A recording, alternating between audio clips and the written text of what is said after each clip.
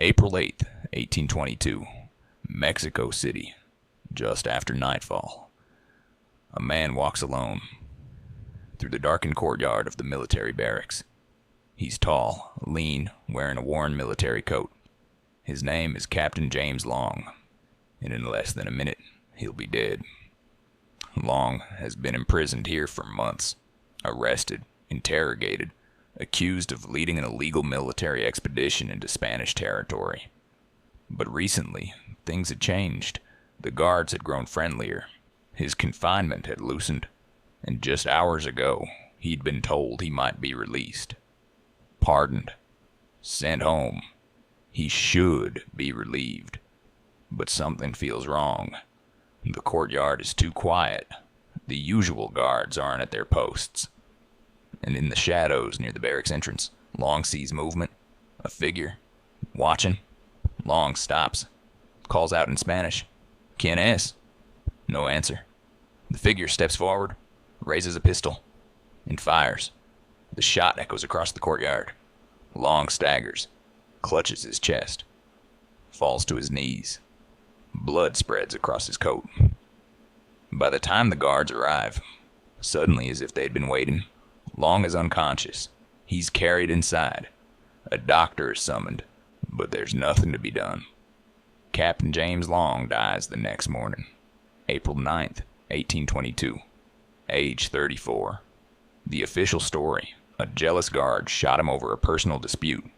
An accident, a tragedy, but the truth, nobody knows. Because James Long's death, like his life, is wrapped in mystery, betrayal, and unanswered questions. This is the story of the Long Expedition, one of the most ambitious, chaotic, and doomed attempts to free Texas from Spanish rule. A story of filibusters and revolutionaries, of battles won and lost, of a woman who refused to give up even when everyone else had. And it begins not in Texas, but in Mississippi, with a young doctor who dreamed of empire. James Long was born in 1793 in Maryland, raised in Culpeper County, Virginia, and later Tennessee. His family moved to Tennessee when he was young. He served as a surgeon under Andrew Jackson at New Orleans, afterward known as Captain Long among friends and volunteers. But medicine bored him. Peace bored him. Long wanted adventure, glory, land, wealth. And in the 1810s, the place to find all of that was Texas. To understand why Long invaded Texas, you have to understand the political chaos of the era. Spain had controlled Texas, or Tejas, for over a century. But by 1819, Spain's grip on its American colonies was weakening. Mexico was in open revolt. Revolutionary armies were fighting Spanish forces across the continent. And Spain had neither the money nor the soldiers to hold its vast territories. Into this chaos stepped men like James Long. They were called filibusters, a term derived from the Dutch word for freebooter or pirate. Filibusters were adventurers, mercenaries, and opportunists who led unauthorized military expeditions into foreign territories, hoping to seize land, establish independent republics, or force regime change. Some filibusters were idealists who believed in spreading democracy and freedom. Others were con artists looking for quick wealth. Most were somewhere in between. Long was definitely in between. In 1819, Long was living in Natchez, Mississippi, practicing medicine and growing restless. He'd married a young woman named Jane Wilkinson in 1815. They had a daughter. Life was comfortable, respectable. But Long wanted more. That year, Spain signed the Adams-Onis Treaty with the United States, ceding Florida to the U.S., but keeping Texas firmly under Spanish control. Many Americans, especially those in the South and West, were furious. They believed Texas should have been part of the deal, that it rightfully belonged to the United States. Long was among the angriest. In June 1819, Long attended a public meeting in Natchez where speakers condemned the treaty and called for action.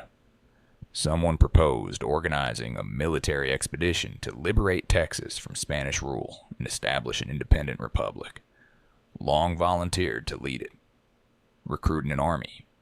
Over the next few weeks, Long recruited pledges from about 300 men, though only 150 crossed the Sabine. They were a motley crew: land speculators, adventurers, former soldiers, desperados, and a few genuine idealists. Long promised them land, wealth, a chance to be founders of a new nation. He issued proclamations declaring Texas an independent republic. He appointed himself president of this imaginary nation, and he began issuing land grants, on paper, for territory he didn't control. It was audacious, absurd, and at least initially, it worked. In June 1819, Long's expedition crossed into Texas.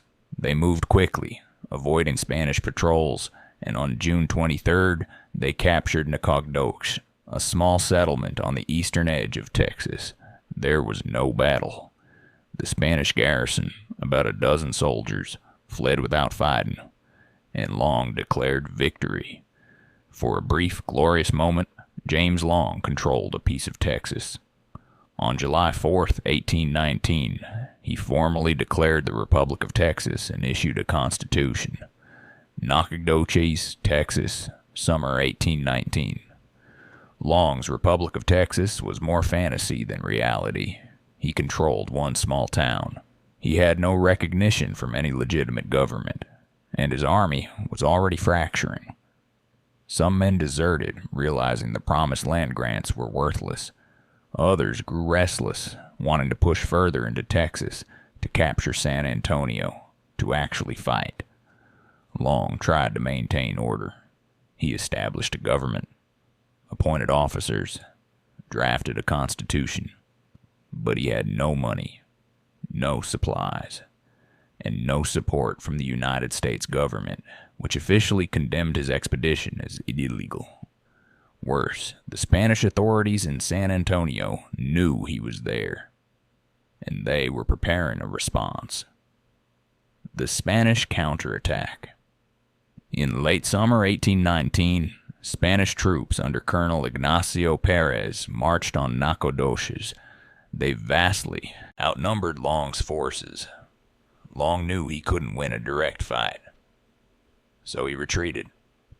Long and his men fled east, back across the Sabine River into Louisiana. The Spanish recaptured Nacogdoches without firing a shot, and Long's republic collapsed after barely 4 months. Most of his men deserted. They'd signed up for easy wealth and adventure. Instead, they'd gotten a chaotic retreat and empty promises. But Long wasn't done. Regrouping on Bolivar Point. Long regrouped in Louisiana. He still believed he could free Texas. He just needed a new plan. Better funding. More men. Long established a new base on the abandoned Bolivar Peninsula, across from the recently evacuated pirate stronghold at Galveston.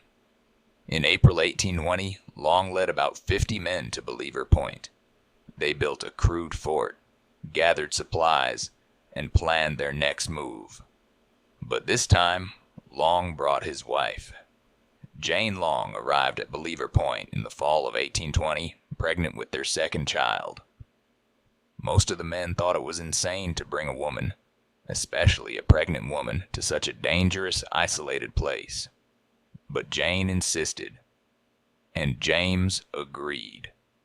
It was a decision that would define both their legacies. The Second Invasion. In October 1821, Long launched his second expedition into Texas. This time he moved south along the coast, capturing the Presidio at La Bahia from Spanish royalist troops, even though Mexico had declared independence just weeks earlier, near present-day Goliad. It was another stunning, improbable victory. La Bahia was a strategic location. Controlling it gave Long a foothold in the interior of Texas. For a moment it seemed possible, Maybe Long could actually do this. Maybe he could carve out an independent Texas. But then everything fell apart. Spanish forces regrouped. They surrounded La Bahia. And on early October 1821, after a brief skirmish, Long surrendered. He and his men were arrested, disarmed, and marched south toward Mexico City as prisoners. Back at Bolivar Point, Jane Long waited, alone, pregnant, surrounded by a hostile wilderness, and she had no idea if her husband was alive or dead. October 1821. On the road to Mexico City, James Long and his men were marched hundreds of miles south through deserts and mountains toward the capital of New Spain. The journey took months. The prisoners were poorly fed, exhausted. Some died along the way, but Long survived. And as he walked, the political situation around him was changing. In 1821, Mexico won its independence from Spain. The revolution that had been raging for over a decade finally succeeded. The Spanish colonial government collapsed, and a new independent Mexico was born. For Long, this was both good news and bad news. Good news, Mexico's new leaders might be more sympathetic to his cause. Bad news, they might also see him as a threat. When Long arrived in Mexico City in early 1822, he was held in military custody. He wasn't tortured, wasn't thrown into a dungeon, but he also wasn't free. Mexican officials debated what to do with him. Some wanted him executed as a foreign invader. Others argued he should be released. His expedition was aimed at Spain, not independent Mexico. A few even saw him as a potential ally, someone who could help Mexico stabilize its northern frontier. Long waited, wrote letters, tried to negotiate his release. And then, in early April 1822, he was told, "Good news, you're being pardoned. You can go home." Long was relieved, grateful. He walked freely around the barracks, spoke with guards, made plans to return to Texas, to his wife, to his children, and on April 8, 1822, someone shot him. The official story was simple: a guard whose identity remains disputed shot Long during an argument. It was personal, not political. A tragedy, but not a conspiracy. But almost immediately, people questioned the story.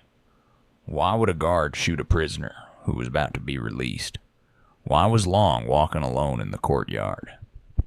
Where were the other guards? And why was Tres Palacios, the alleged shooter, never prosecuted?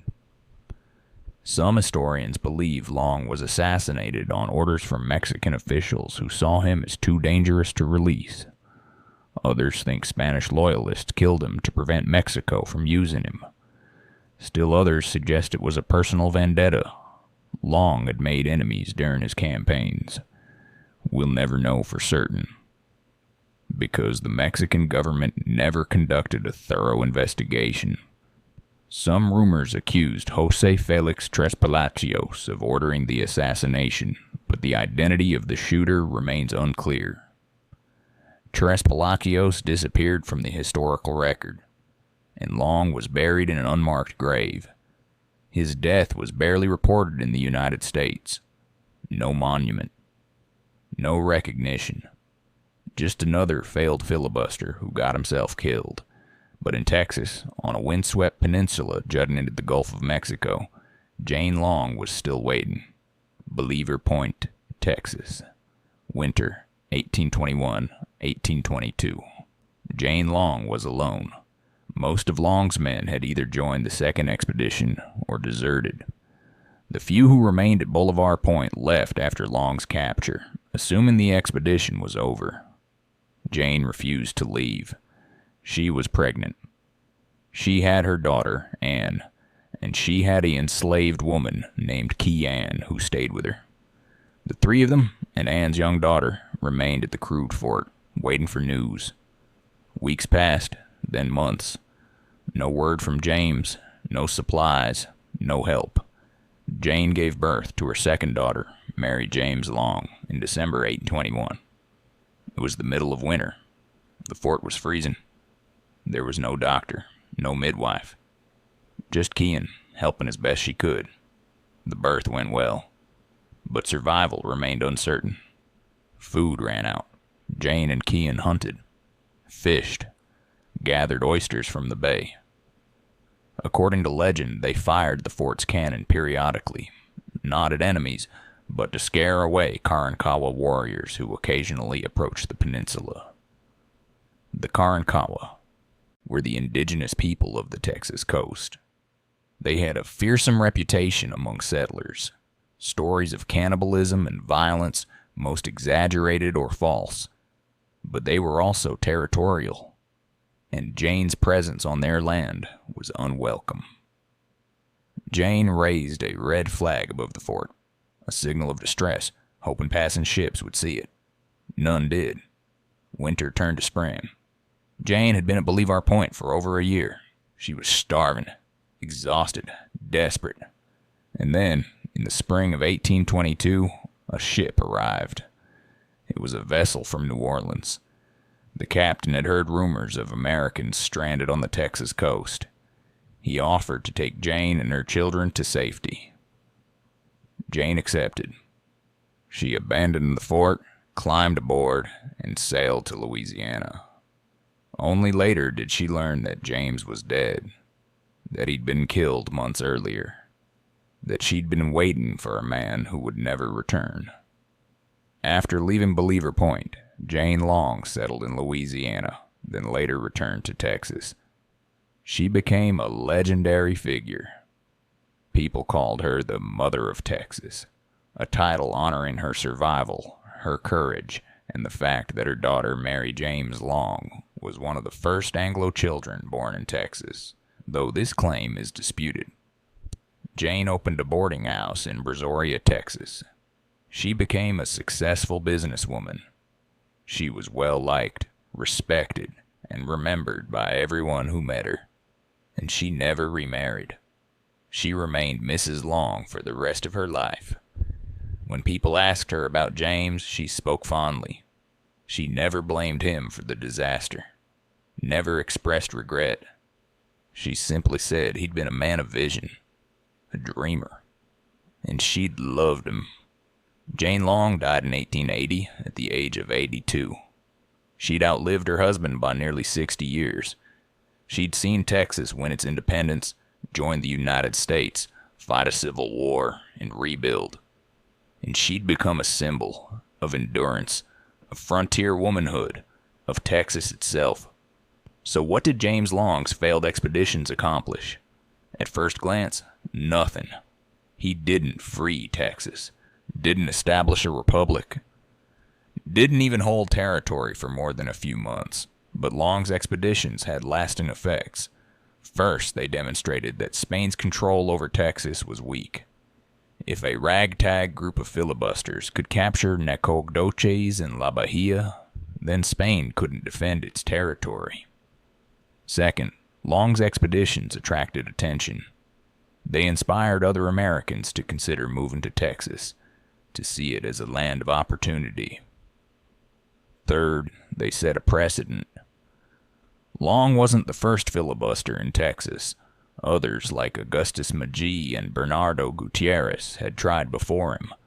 But he was among the most visible, and his expeditions influenced later revolutionaries, including those who would eventually win Texas independence in 1836. Most importantly, the Long expedition showed that Texas was contested, that its future was uncertain, that it could be claimed by force, by settlement, by diplomacy, or by revolution. And 15 years later, that's exactly what happened. James Long was part of a larger phenomenon, the filibuster era. In the early 19th century, dozens of filibusters launched expeditions into Spanish territories. Some succeeded, like the revolutionaries who freed South America. Others failed, like Long. But they all shared a belief that Spain's colonies were ripe for the taking. that a determined leader with enough men and guns could carve out an empire. For the United States government, filibusters were both useful and embarrassing. Useful because they weakened Spain without direct U.S. involvement. Embarrassing because they violated international law and risked war. So the U.S. officially condemned filibusters, arrested some, prosecuted a few, but mostly turned a blind eye. Long was one of many, but his story stands out because of Jane, because of his mysterious death, and because his expeditions came so close to succeed him. If Long had held Nacogdoches longer, if he'd secured more funding, if he'd allied with more Tejanos, if he'd lived, Texas history might have been very different. April 9th, 1822, Mexico City. James Long is buried in an unmarked grave. His expeditions are over. His Republic of Texas is forgotten.